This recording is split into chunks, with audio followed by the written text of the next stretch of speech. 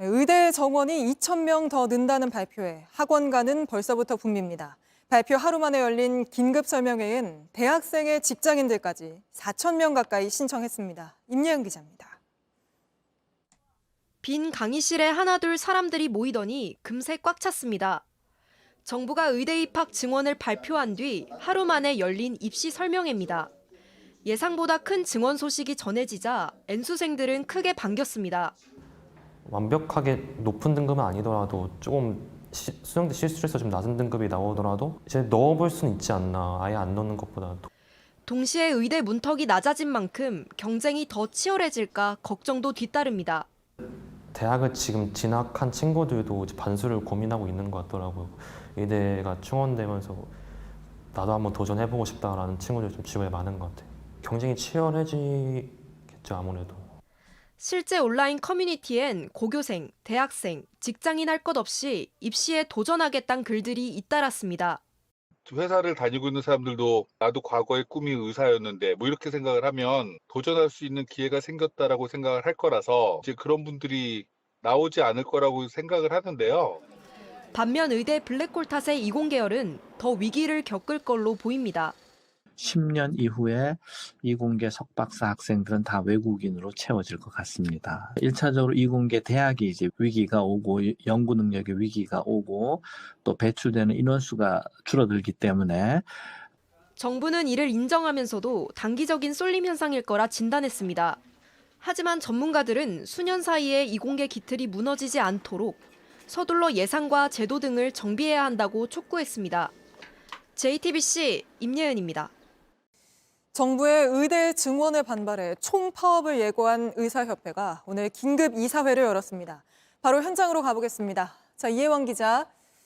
발표 하루 만에 바로 회의를 소집했습니다. 설 연휴 끝나면 파업에 들어가겠다는 입장에는 변함이 없는 겁니까?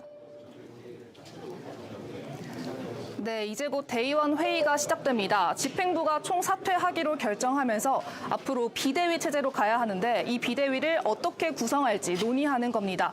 이후 비대위원장을 선출하게 되고요. 그리고 나면 설 연휴가 지난 뒤에 집단행동을 계획할 가능성이 있습니다. 전공의 협의회도 설 연휴 마지막 날인 다음 주 월요일 총회를 열고 파업 여부를 논의하겠다고 했습니다.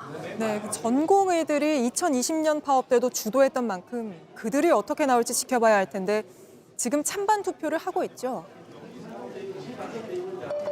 네, 그렇습니다. 당시 전공의들은 집단 휴진에 80% 넘게 참여하면서 대학병원을 비롯한 일부 병원에서 혼란이 있었는데요.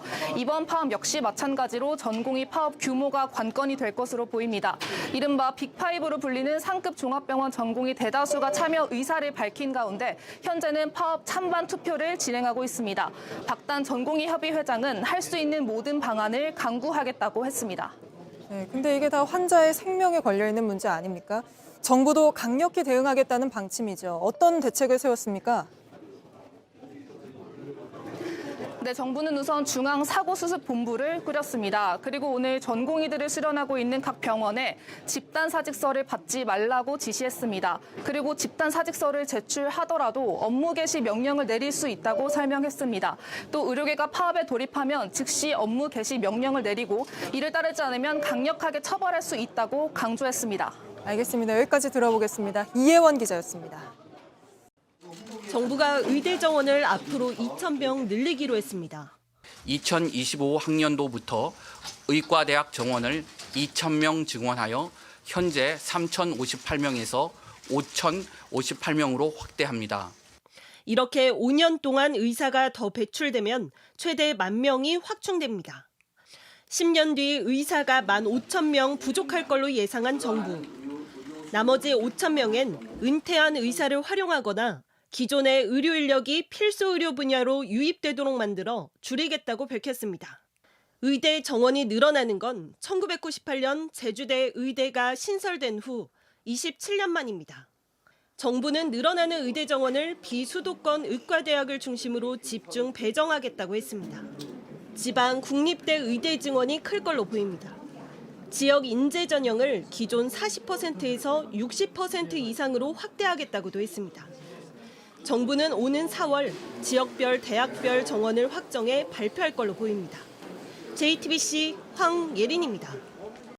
네, 보신 것처럼 이렇게 또 환자 건강을 볼모로 건 의사들 총파업 얘기가 나오니까 국민은 불안할 수밖에 없는데 정부의 강경 대응이 이번엔 먹힐지 복지부 취재하는 강나연 기자와 짚어보겠습니다.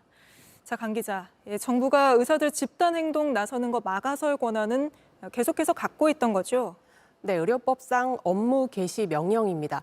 정당한 사유 없이 진료 거부를 하면 업무에 복귀하라고 명령을 할 수가 있는데요. 그래도 거부하면 1년 이하의 자격정지나 3년 이하 징역, 3천만 원 이하 벌금까지 가능합니다. 네, 그 명령으로 의사면허 취소까지 가능한 건가요? 의료법상 의료인이 금고 이상 형을 받으면 최대 10년까지 면허 취소가 가능합니다. 실제 2000년도 의약분업 사태 때 당시 의협회장이 이 명령을 위반해서 징역 1년에 집행유예 2년을 선고받고 면허가 취소됐습니다. 네. 2020년도에는 정부가 전공의 6명을 의료법 위반으로 고발했다가 나중에 결국 취하했습니다. 그런데 2020년 총파업 때와 달리 이번에는 정부가 쓸 수 있는 카드가 더 생긴 셈 아닙니까? 지난해 법이 바뀌면서 꼭 의료법 위반이 아니더라도 금고 이상의 형을 받으면 그러니까 경우에 따라서 업무방해나 집시법 위반으로도 면허가 취소될 수 있습니다. 집단행동 수위가 진료 차질이나 의료사고 수준까지 간다면 정부가 이걸 활용해서 적극 대응할 수도 있습니다. 네, 그러니까 2020년 총파업 때랑은 상황이 많이 달라진 건데 그럼에도 불구하고 의사들 사이에서는 파업을 강행해야 한다 이런 의견이 더 많다는 거죠? 2020년 파업을 주도한 건 전공의들이었습니다. 앞서 보신 것처럼 전공의들의 절대 다수가 이번 파업에 찬성하고 있습니다. 네, 이게 일반 국민들 생각과는 또 시각과는 많이 다른 것 같은데요. 증원에 대해 시민사회와 여론의 반응은 긍정적입니다. 의사가 부족한 곳에 의사를 더 뽑아달라는 국민들의 명확한 요구가 있는 한 실제 파업을 한다면 비판을 피하기 어려워 보입니다. 다만 증원과 함께 이를 뒷받침할 정책도 중요한데 한계가 많습니다.